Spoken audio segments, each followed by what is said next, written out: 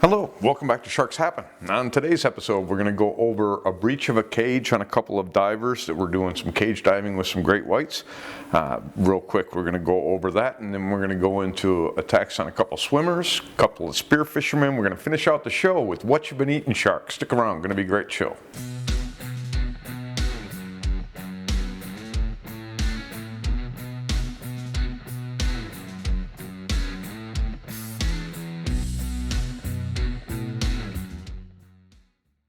Yeah, we're going to start out our show over off of Isla Guadalupe, and that is in Mexico, and the date is November of 2007. Patrick Walsh and Paul Damgaard, they are doing some cage diving off of Mexico, off of Isla Guadalupe, and they're in the water, and suddenly a 15-foot shark goes from chasing the bait across the water and turns and comes straight at their cage and enters the cage. Neither of the divers were injured. There's film of this. I'll put a clip of it in the video. You can watch a full clip. I'll put the full clip in the description so you can see the full clip and get the full story on this. But the two were in there. They ended up getting them up out of the water. Neither were injured, so they got them up out of the water, and then when they calmed down a bit, they re-entered the water and continued on. The charter service charges $3,000 per head back then, so you definitely want to get your money's worth in that situation. Crazy situation with the shark entering the cage. I guess the only thing I can compare it to is the real shark footage they used from the shark that attacked the cage when they were filming for Jaws.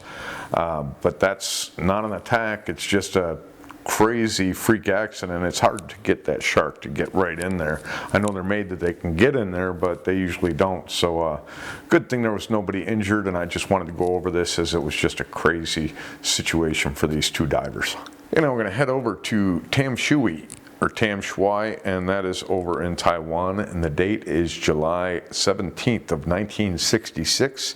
Ching-Hui, he is 20 years old, and he and a couple friends are swimming.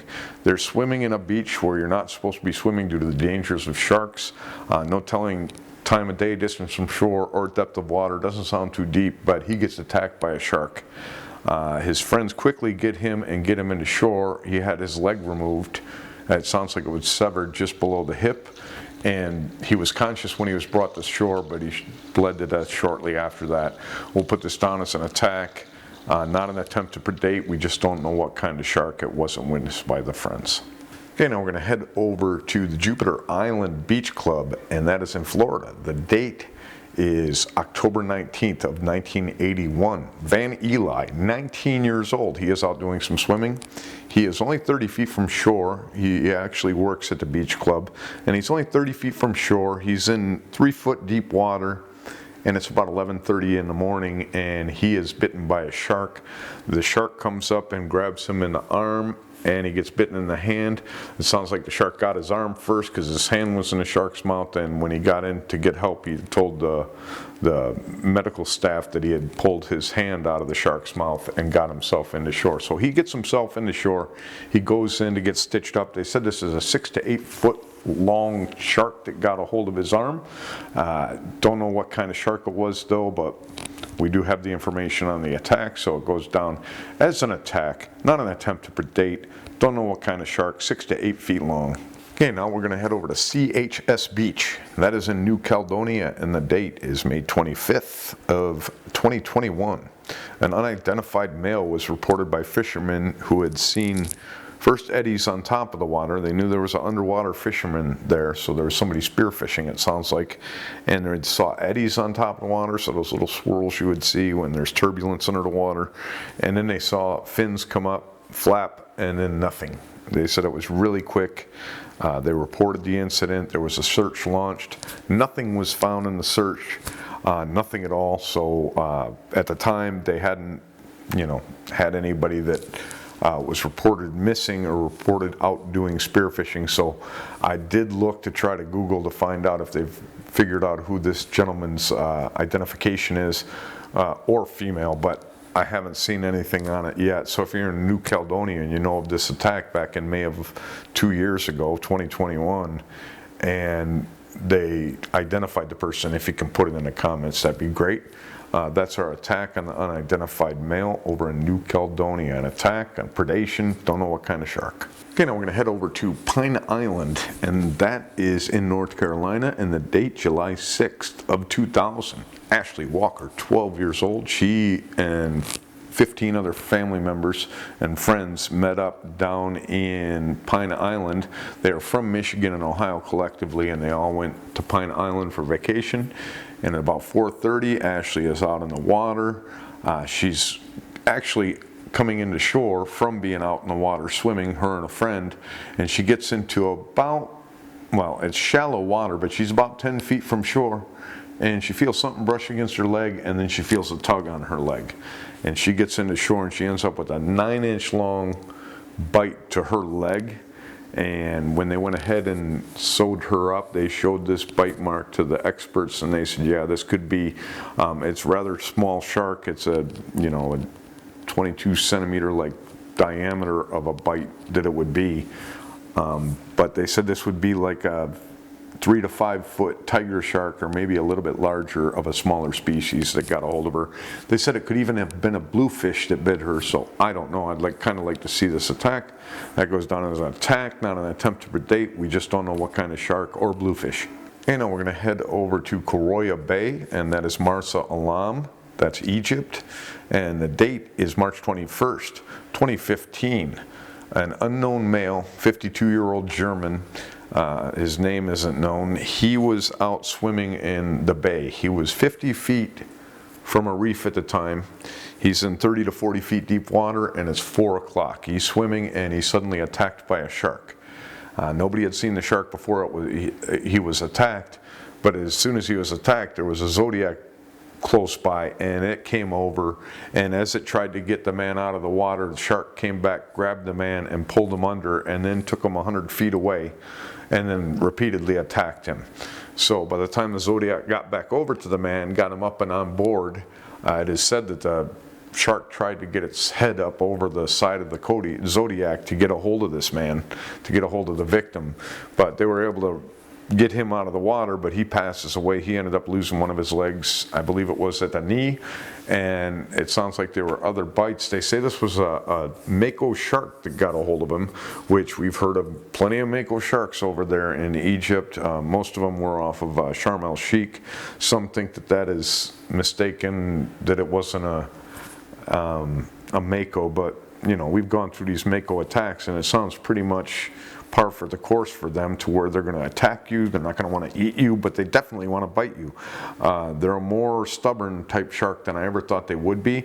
We don't know the length of the shark, or whether it's a short fin or long fin, but we do know that it was a Mako shark, so we put this down as an attack, not an attempt to predate by a Mako shark. Okay, now we're going to finish off our unprovoked attacks between Carolina Beach and Wrightsville Beach, and that is in North Carolina, and the date, October 8th, 1989. Douglas Nunnely, he is 49 years old. He had gone out to do some scuba diving by himself. He disappears scuba diving, and 3 days later, some remains wash ashore about 6 miles up the beach, up the shore, and it's just his lower torso and his spinal cord. So they get his spinal cord and his lower torso 3 days after the attack. This one, I'm not sure that it's an attack. This one, I would say that it's probably more likely that this is a drowning, some kind of an incident and a drowning, seeing as it's 6 miles away, and that's where they locate the remains at. So I would think that he was probably drowned, and he was scavenged on.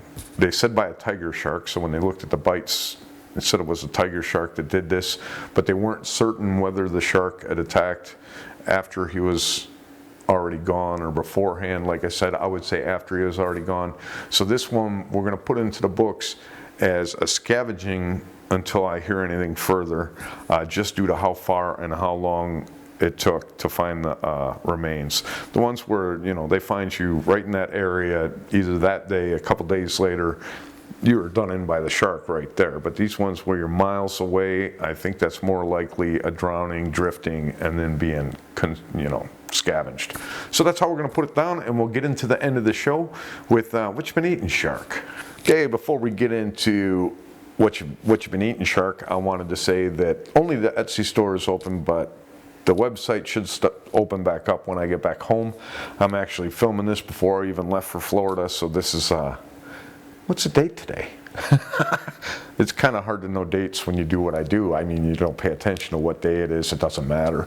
If I need to make a video on a Sunday, I'm working on a Sunday. If I need to make a video on a Saturday, I'm working a Saturday. So I don't know the date. I know that tomorrow is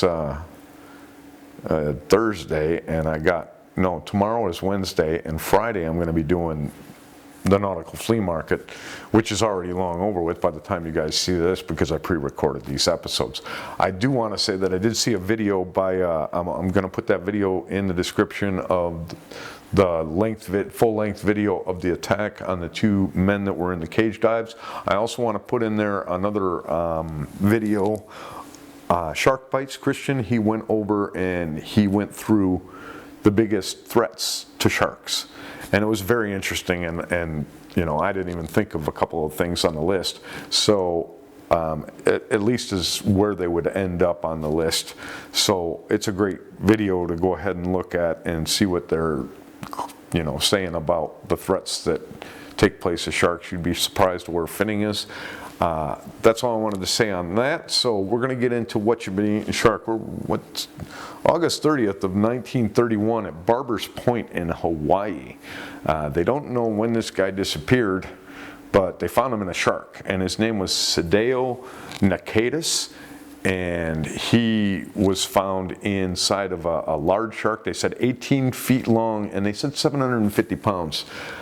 If you pay attention to maybe that's a skinny shark, a skinny jean shark, but I think that maybe it's 18 feet long and 1,750 pounds would be more like it. That would be probably a large tiger shark or a large great white that doesn't have a bunch of girth on it. But that's a huge shark, and ooh, you know, you don't know what ended up happening for him to end up in that shark's belly. But another case of them finding somebody in a shark's stomach. These are always just crazy, these what you've been eating sharks. And anytime that we're going to do what you've been eating shark, it's basically going to be they open up a shark and they find out what the shark's been eating. So it's not a case usually of where we know of the attack and we go over the attack. Usually we find out that the body's in the shark, and then they find out if they know where it was from. So that's our show for today. I hope you enjoyed it. When I get back to Michigan, I am doing a show on shark attack myths. And all these things that I'm going to go over, you know, I don't believe that bull sharks live in fresh waters, you know, that they can survive, let alone thrive in fresh water. So I don't buy that anymore, but I did before I started doing this show. Now there's other things that have changed. Now everything I'm going to go over, I believe, because I was told and I read in books, but they're myths. And some of them are just flat out fabrications that you can't find them anywhere in reality. And you'll be surprised at what those are. So when I get back, we're going to have a special, and I'm going to tell you what I'm finding as far as what we've been told about shark attacks and what I'm not seeing and what I am seeing. And until then, if you go into that water, you are much more afraid of those sharks than they are of you.